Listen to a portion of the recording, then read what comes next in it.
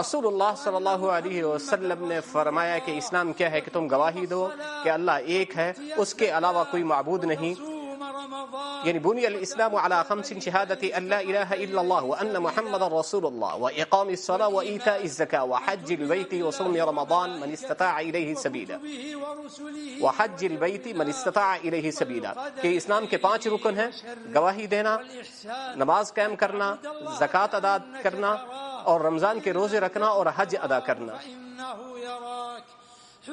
اور یہ بھی یقین کرنا، یہ یقین رکھنا اے ایمان والو کہ آپ صلی اللہ علیہ وسلم نے فرمایا کہ احسان، ایمان کا درجہ ایک احسان کا ہے۔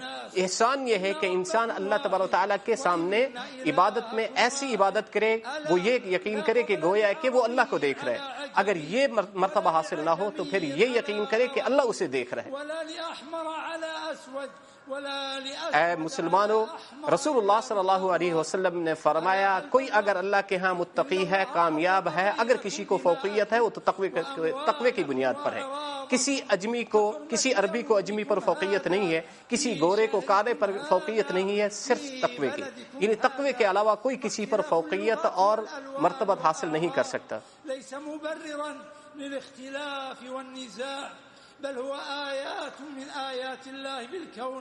یہ مختلف اللہ تبارک تعالیٰ نے قومیں اور قبائل مختلف بنائے، مختلف رنگ و نسل بنائی، یہ تعارف کے لیے ہے، نہ کہ اختلاف کے لیے ہے یا تفرقہ بازی کے لیے۔ ان چیزوں کو مد نظر رکھتے ہوئے ہمیں اختلاف کو دور رکھنا چاہیے اور اتحاد اور ایمان کی طرف آنا چاہیے اور یکجہتی کی طرف آنا چاہیے۔ ہے مسلمانوں، رسول اللہ صلی اللہ علیہ وسلم نے بھی اس چیز کی تلقین کی ہے، اور خود اللہ تبارک تعالیٰ نے تفرقے سے اور اختلاف سے منع فرمایا ہے۔ اسی لیے اللہ تبارک تعالیٰ نے فرمایا کہ اللہ کی رسی کو مضبوطی سے تھامے رکھو اور اختلاف مت کرو، تفرقہ بازی مت کرو۔ یہ بھی اللہ کے انعام میں سے ہے، فضل میں سے ہے کہ تمہارے اندر اختلاف تھا لیکن اللہ تبارک تعالیٰ نے تمہارے دلوں کو جوڑ دیا، یکجان کر دیا۔ اللہ تبارک تعالیٰ تم سے اس بات پہ خوش ہوتا ہے کہ تم صرف اسی کی عبادت کرو، اس کے علاوہ کسی اور کی عبادت نہ کرو۔ امتن اللہ تعالی علی نبیہ صلی اللہ علیہ وسلم باجتماع اصحابہ علیہ فقال، اسی اتحاد کا احسان اللہ تبارک تعالیٰ نے گویا کہ احسان جتلایا اور اپنی نعمت کو گنوایا آپ صلی اللہ علیہ وسلم پر کہ آپ کے صحابہ کرام میں اختلاف تھا، ان میں تفرقہ بازی تھی، ان کے دل ٹوٹے ہوئے تھے، لیکن اللہ نے اپنے فضل سے ان کے دلوں کو جوڑ دیا، انه عزیز حکیم، کیونکہ وہ عزیز اور حکیم ہے۔ اسی بات کو اللہ تبارک تعالیٰ نے قرآن میں بھی منع فرمایا ہے کہ تفرقہ بازی سے اللہ نے منع کیا ہے۔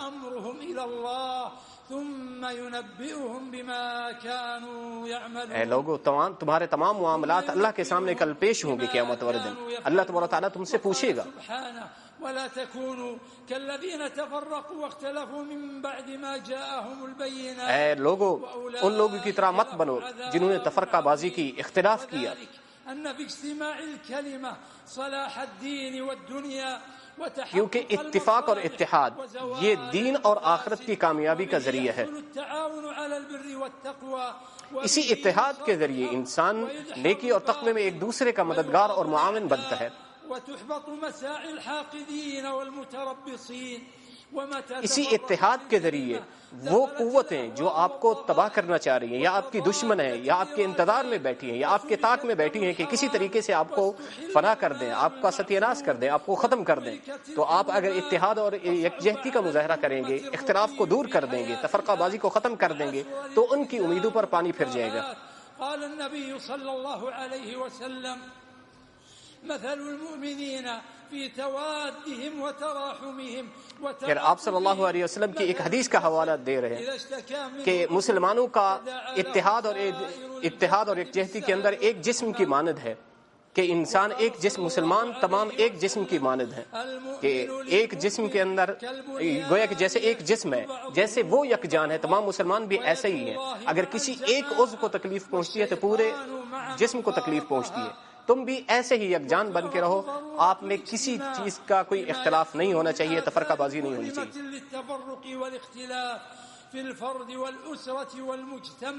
اسی طریقے سے وہ کہ امام صاحب ہمیں اتحاد اور یکجہتی کی طرف زور دے رہے ہیں اور سمجھا رہے ہیں اس خطبے کے اندر کہ تمام مسلمانوں کو پورے معاشرے کے اندر، اپنے اندر، حتیٰ کہ فیملی کے اندر بھی اتحاد اور یکجہتی کا مظاہرہ کرنا چاہیے،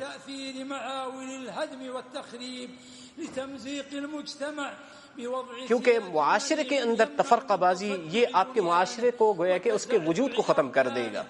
تو اس لیے اختلاف، تفرقہ بازی اور اختلاف سے گریز کرنا چاہیے، تفرقہ بازی سے گریز کرنا چاہیے.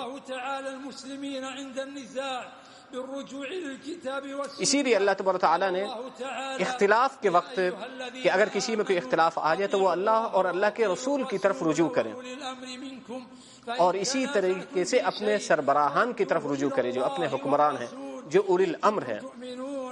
اگر تمہیں اللہ اور اس کے رسول پر ایمان ہے اور آخرت پر ایمان رکھتے ہو، یہ تمہارے لیے سب سے بہتر ہے. اللہ تبارک تعالیٰ نے فرمایا کہ تم لوگ کسی بھی چیز میں اگر اختلاف کرتے ہیں تو اس کا حکم اللہ کی طرف لوٹتا ہے. وما أنزلنا عليك الكتاب إلا لتبين لهم الذي اختلفوا فيه. اے نبی، ہم نے آپ کی طرف کتاب اتاری یعنی قرآن مجید تاکہ لوگوں کو بیان کر سکے، یہ بتا سکیں ان کے اندر کوئی اختلاف ہے تو اس کتاب کے ذریعے ان کے اختلاف کو ختم کیا جائے، اپنی تعلیمات کے ذریعے ان کو ختم کیا جائے. پھر آپ صلی اللہ علیہ وسلم کو گویا کہ اللہ تبارک و تعالیٰ فرما رہے ہیں کہ ہمارے احسان اور فضل سے آپ لوگوں کے لیے نرم ہوئے، ان کو اپنے مشورے میں شریک کریں اور ان کے ساتھ نرمی کا معاملہ کریں. اسی لیے اللہ تبارک تعالیٰ نے فرمایا ہے کہ تم اللہ اور اس کے رسول کی اطاعت کرو اور صبر کرو، اللہ تبارک تعالیٰ صبر کرنے والوں کے ساتھ ہے. اے لوگو، تم اللہ اور اس کے مغفرت کی طرف اور اس مغفرت کی طرف اور جنت کی طرف ایک دوسرے سے سبقت لے جاؤ، آگے بڑھو اس مغفرت کی طرف، اس جنت کی طرف جس کی چوڑائی اس زمین اور آسمان سے زیادہ ہے. اسی اتحاد کے لیے گویا کہ شریعت نازل ہوئی ہے تاکہ اسی شریعت کے ذریعے، اس اسلام کے ذریعے تمام انسانوں کو، خاص طور مسلمانوں کو یکجان کیا جائے، متحد کیا جائے.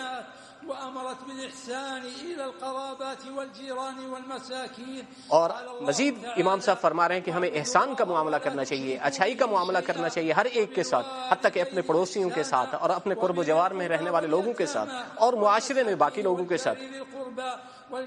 ہمیں احسان کا معاملہ کرنا چاہیے ہر پڑوسی کے ساتھ،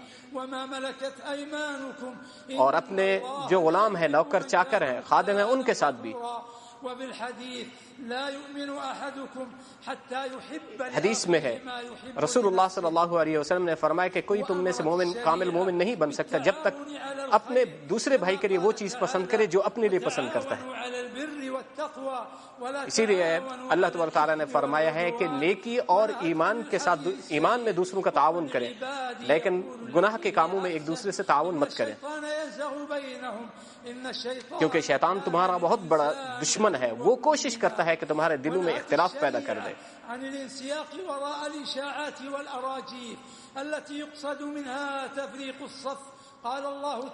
اسی کے ذریعے کوشش کی جاتی ہے شیطان کی طرف سے، باقی آپ کے دشمنوں کی طرف سے، کہ آپ کی صفوں میں اختلاف کیا جائے، اختلاف ڈالا جائے، تفرقہ بازی سے کام لیا جائے تاکہ تم لوگ بکھر جائیں. اے مسلمانوں، منتبہ رہو، بیدار رہو، ان تمام چیزوں کو اپنے سے دور کر دو، اختلاف کی باتوں کو، اختلاف کی چیزوں سے اپنے آپ کو دور کرو، صرف اتحاد اور یکجہتی کی طرف آئیں.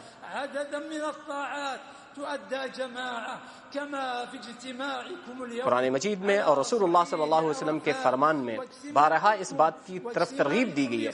وہی کہ امام صاحب آج کے خطبے میں اتحاد، یکجہتی اور اختلاف کو دور کرنے کے حوالے سے بہت زیادہ زور دے رہے ہیں.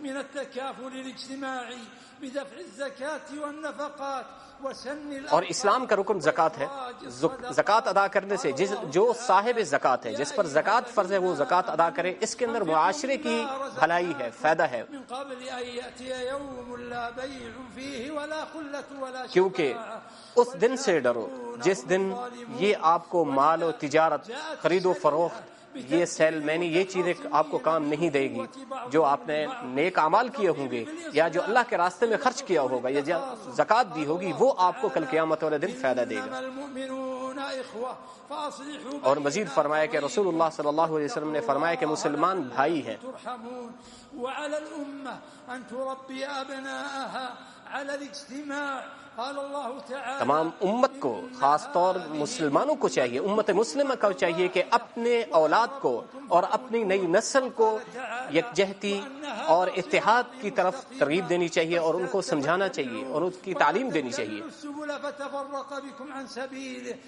اگر تم اختلاف کی باتوں پر چل پڑیں گے یا ان لوگوں کی باتوں میں آئیں گے جو تفرقہ بازی اور اختلاف کی دعوت دیتے ہیں یا پیغام دیتے ہیں یا تفرقہ بازی پھیلاتے ہیں تو اس سے پورا گویا کہ پوری انسانیت اور پوری امت مسلمہ میں تفرقہ بازی آ جائے گی اور یہ بکھر جائے گی.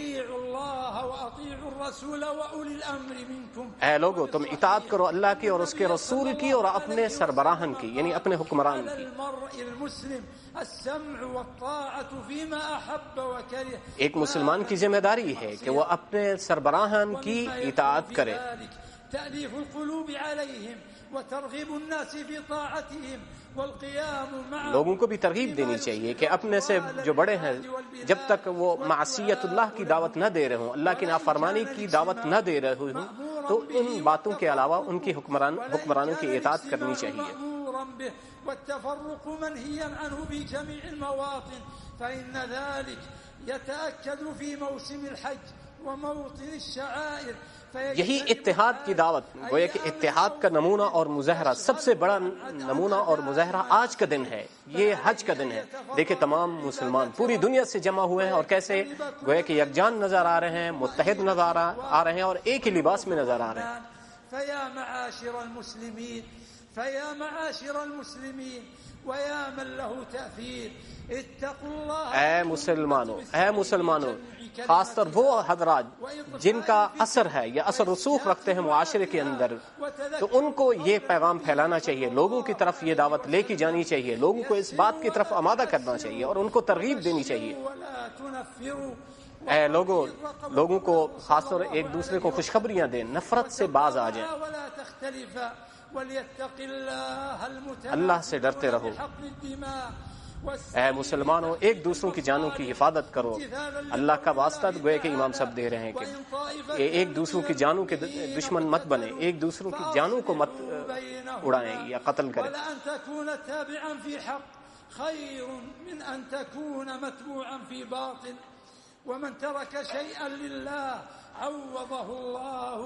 جو بھی اپنا حق اگر اس پر کسی کا حق ہے وہ اللہ کے لیے معاف کر دے تو گویا اللہ تبارک و تعالیٰ اس کو اس کا بدلہ دیں گے.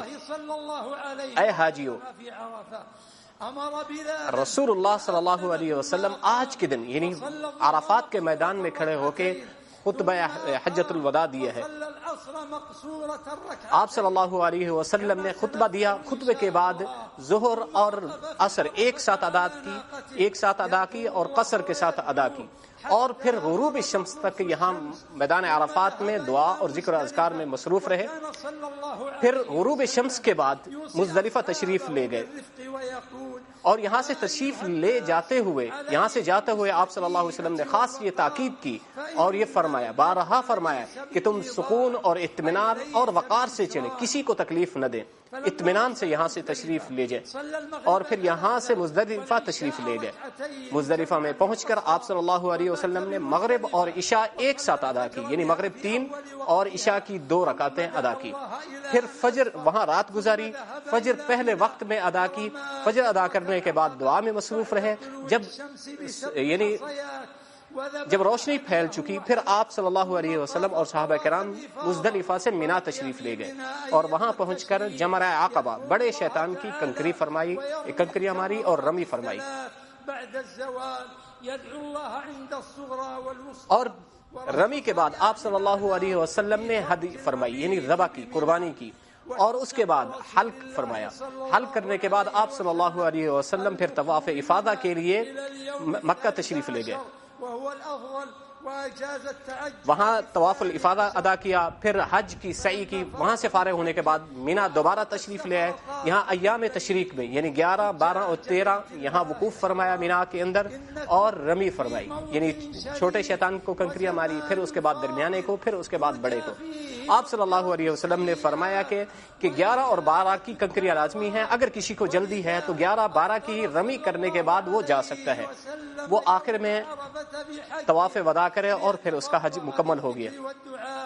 فأكثروا من دعاء ربكم لأنفسكم ولمن تحبون ولمن 11 اور 12 کی رمی فرمانے کے بعد اگر کسی کو جلدی ہے وہ جا سکتا ہے طواف الوداع ادا کرنے کے بعد۔ أحوالهم وأن يجمع كلمتهم على الحق ولا تنسوا الدعاء لمن أحسن إليكم كما في الحديث ومن صنع ان 2 راتوں کے اندر یعنی جب یہ رمی جمرات کرے گا، پہلی چھوٹے شیطان کو کنکریاں مارے گا، اس کی رمی کرے گا تو پھر دعا پڑھے گا، پھر اس کے بعد درمیان کی، پھر اس کے بعد تیسرے بڑے شیطان کی،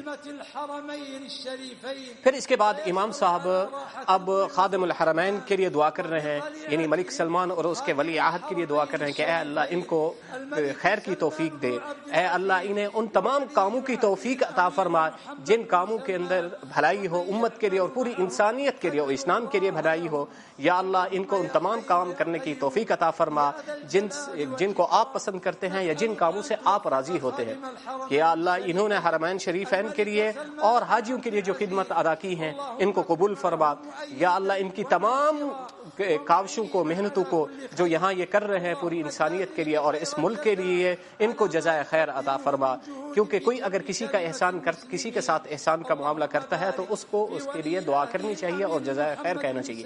یا اللہ تو ان کا حامی و ناصر بن اور ان تمام حاجیوں کو اپنے ملکوں میں واپس صحیح سالم امن کے ساتھ واپس لوٹا دے۔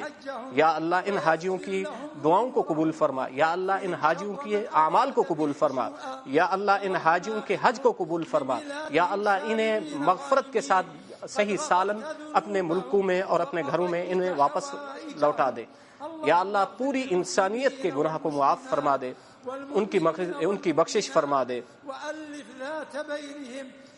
اے اللہ ان تمام حاجیوں کے دلوں کو جوڑ دے اور پوری انسانیت کے دلوں کو جوڑ دے، جو ان کے دلوں کے اندر قدورتیں ہیں یا نفرتیں ہیں ان کو دور کر کے ان دلوں کے اندر محبتیں واپس کر دے۔ یا اللہ ان کو اور ان خادم الحرمین کو اور پورے انسانوں کو خیر کی اور بھلائی کی ہدایت دے۔